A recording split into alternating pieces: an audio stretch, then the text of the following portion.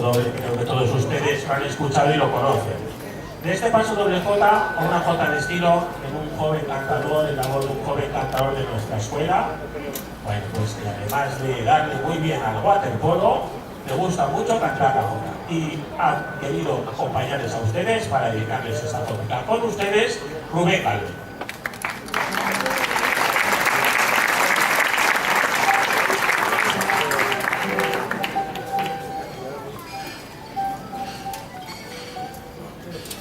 Thank